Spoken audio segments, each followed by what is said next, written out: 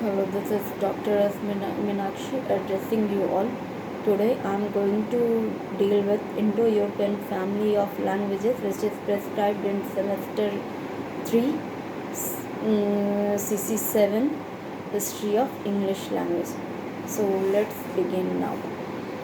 English belongs to, in all its stages, to the Indo-European family of languages formerly called Indo-Euro-Germanic, still by earlier Aryans.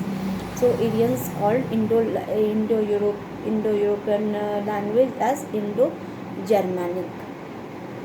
It is the name given to the set of linguistic forms from which nearly all European languages descended.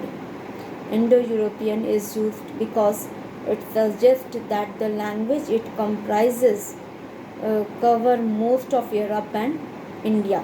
So the name has been given Indo-European family of languages because it covers the region of both India and Europe. Beginning at some periods, that is 7,000 years BC, this Indo-European is starting perhaps at a point in southern Europe near the Asian border, spread itself both east and west. As it spread with the changing needs of its speaker for different homes, it mixed with many non-Indo-European tongues and was modified by them variously at different stages. There are 8 main groups of Indo-European languages which are divided roughly into an eastern and western set of groups. The eastern set comprises 4 groups of languages which have in common certain basic changes from its original system, such as a general shift in the pronunciation of the so-called guttural consonants of G and K to a palatal position. Thus, for instance, the Indo-European primitive form for the numeral 100 is Kutom, Kutom. But whereas language of Western sets of groups such as Latin, such as Santum, Centum, retain the original case sound.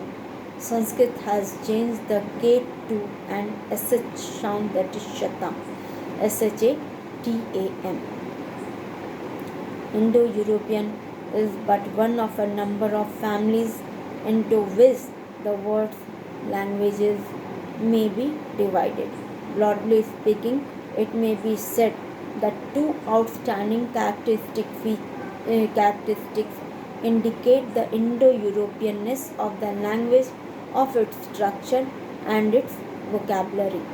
Indo-European languages generally lend themselves structurally to description of forms named by parts of speech, as language may have inflections fully retained relatively from the original Indo-European, like Russian, or it may have lost most of its inflections like modern English.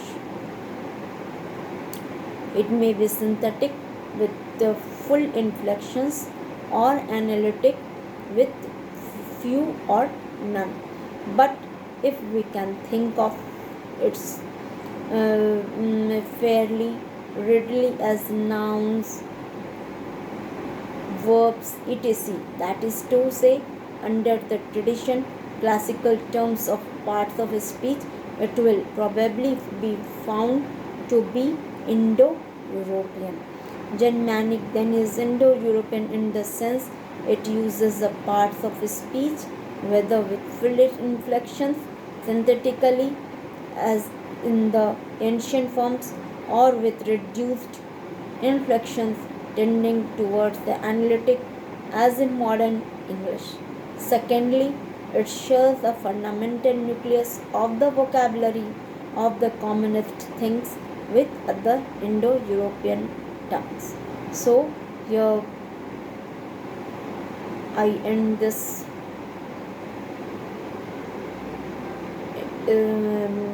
here I end this chapter, Indo-European family of languages. So this was the characteristic features of Indo-European family of languages. Thank you.